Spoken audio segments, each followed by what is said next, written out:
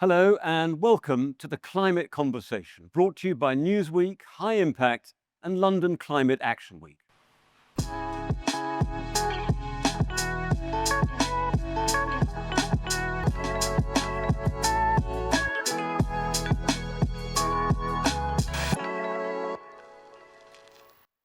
As COP30 in Belém approaches in just a few short months, the presidency is encouraging a new era of collective action. It's called mutirão in Brazil.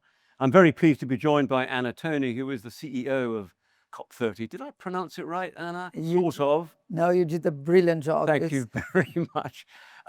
Mutirão, it's a wonderful concept. Perhaps just tell us what it is and how you hope to apply it.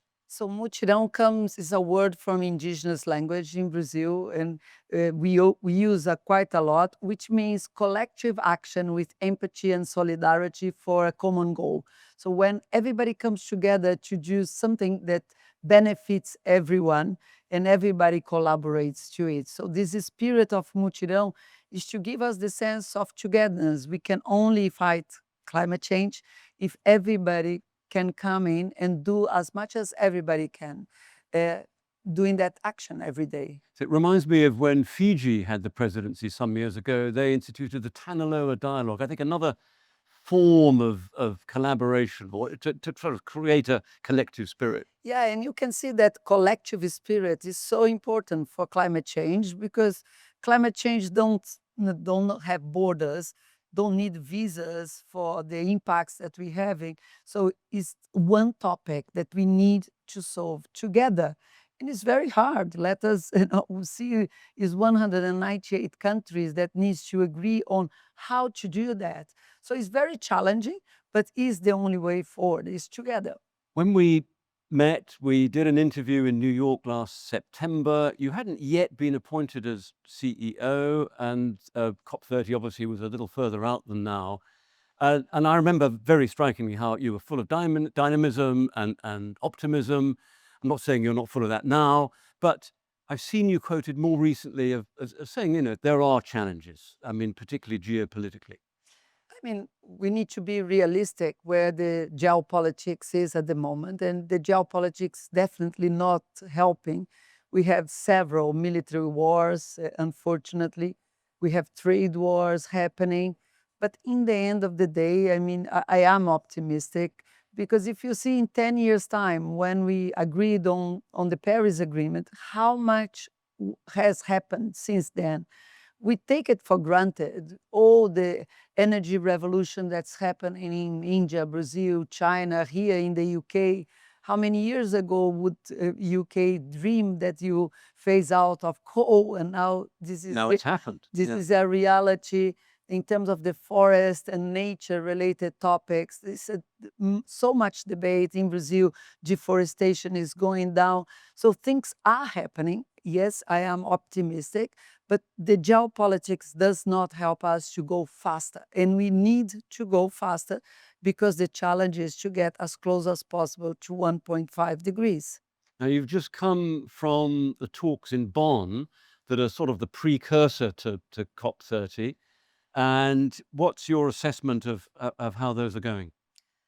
Is going better than other years for my surprise, but nevertheless, I mean, when I compare the spirit that I'm feeling here in these last 3 days of the London Climate Week, 700 events, a lot of debates about specific projects, about specific economic instruments. So you feel like real life is moving.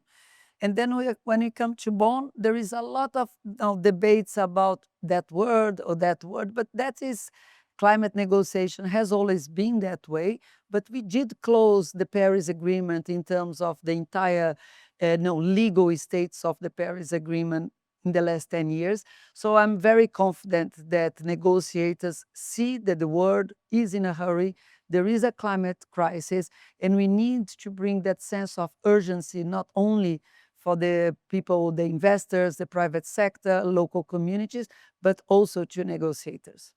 We're obviously thrilled that you are here in London, but what does London Climate Action Week bring to the process leading you to Belém and COP30? COPs are no longer just the 2 weeks that will happen in Brazil, in Belém, from the 10th of November to the 22nd. It's no longer those 2 weeks. COPs are processes, a continuous debate, and I feel that the London Climate Week is part of COP30. So I feel very much that this is the spirit of mutirão is here.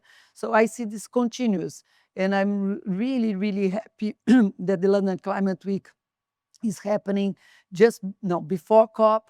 We'll have also New York Climate Week. We'll have the meeting, the Climate Week in Africa. We'll have the pre-COP, the local leaders meetings. All those meetings for me are pre-COPs and will help us very much to achieve the goals that we need to achieve at COP30 and beyond. And beyond. The world will not finish at COP30. It's just a very important moment, but it's a moment among many others. That's so interesting to frame it that way. And you're quoted as saying that a COP itself isn't a silver bullet. Absolutely. COPs are not silver bullets. I know there is a lot of temptation from all of us to imagine that any one meeting will solve all our problems.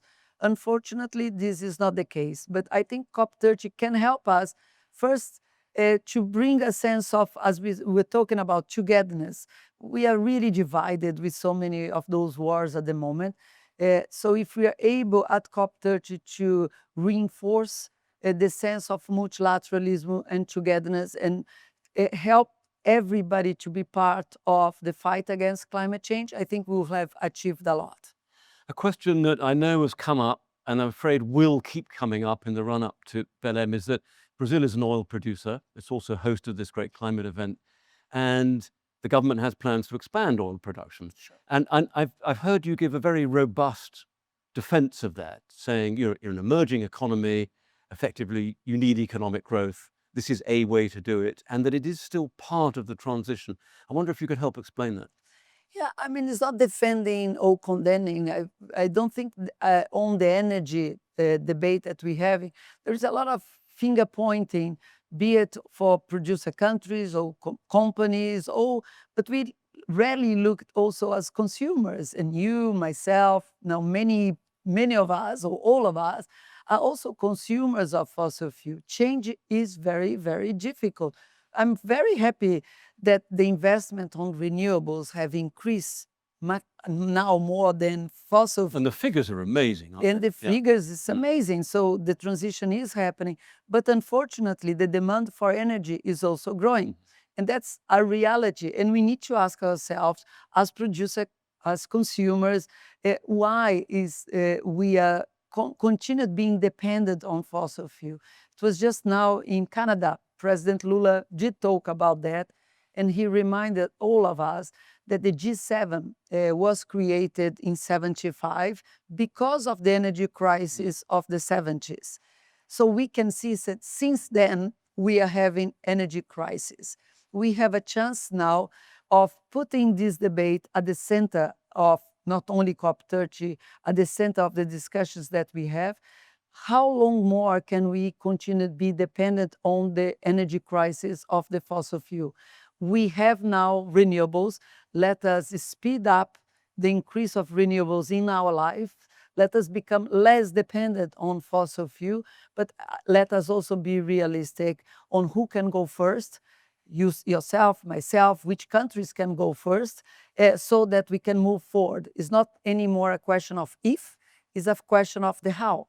So there was that immense battle at COP28 over the language around fossil fuels, with the achievement of the phrase fossil fuels getting into the text for the first time. Does Brazil have an ambition around that subject, about what language you might want to end up with? I mean, it's not only Brazil has an ambition. I think the whole world has that ambition. We agreed on the Globe Stock Take in the famous, I said I wasn't going to talk about the climate jargons about it, but yes, it was the paragraph 28 that tells, that gave us a direction on how to deal with the energy crisis. It talked about tripling renewable energy, doubling energy efficiency, transitioning away from fossil fuel in an orderly, just, and equitable manner. So this is the challenge. We agreed on that. 188 countries agreed on that. Now is a question of answer. What is the first, second, or third steps towards implementing the goal we set? So yes, we have a big ambition that we'll be able to create a space to speak about those issues in a safe way, rather than just finger pointing one or the other. We need to get producer countries, consumer countries, the producers of alternatives, renewable energy, the people from the financial sectors, to see how together we can come up with solutions for that big transition that we need to do. You mentioned implementation, and I've seen you and others quoted as saying you want the COP to be less about flashy initiatives, sort of new ventures, because there are so many. There are plenty on the table already of things agreed but not implemented. Yeah. And you really want to knuckle down and get things actually moving. Yeah, I mean, 10 years of the Paris Agreement, we have closed this so-called rule book, which is the laws related to the Paris Agreement. Now is a time to accelerate action. A lot has happened in the last 10 years, but we need to accelerate action. And there are many things that I think we can do at COP30. For example, really debating much more adaptation. Adaptation is a topic that has always been like... It's been the ugly duckling, hasn't it? Exactly. Yeah. And unfortunately, we are in an era that we already achieved 1.5 degrees last year, not as an average, but that one For a year. year, yeah. And there are many people suffering from heat waves, from flooding, from fires. We need to talk seriously about adaptation. And I think COP30 will deliver. It's not a flashy issue, but will deliver that. We also need to talk much more about nature finance. Nature finance has been, again, a topic that has always been, when we talk about climate finance, we always think about energy, really important. But nature finance, standing forests, oceans, mangroves, we talk very little about how the financial sector, private sector can help on that preservation. We talk little about the role of cities, and I think in our COP we want to put cities also in a higher level. So there will be many, so to say, seen as smaller topics, but yes, we are getting into implementation. And when we talk about implementation, the topics, perhaps they are less flashy, but they are perhaps more important. And that's why we feel that this is what we need to deliver. And particularly, I think this point of the sort of lived experience of climate change now. I remember my first visit to the Amazon rainforest was 20 years ago, and some scientists were warning that droughts might become more frequent. And everybody said, well, that can't happen. And then I don't know how many droughts you've had in the last 20 years, but they become more and more severe. It's a reality now, isn't it? That's a reality. I mean, we always thought about climate change being a problem of the future. Climate change is a problem of now, is of the present. And I feel sometimes that people don't realize they are part of the transition already. So every time somebody decides which car he or she will buy, if it's a hybrid car, if it's a biofuel car, or if it's an electric car, they are making a choice. Do I want to be part of the solution, or do I want it to continue to be part of the problem? Every time you choose as a consumer, as a CEO, or as a voter, we are part of that change. And I think we need to empower people to realize they are part of that change, and in their everyday life, they are making choices that is part of that transition that we all want. That gets us back to mutirão, where I Yes. guess everybody's involved. Everybody's Anna, involved. thank you very, very much indeed. It's been fascinating, and best of luck in the coming months. Thank you. Thank you. Well, thanks for joining us in the climate conversation. That's all for now.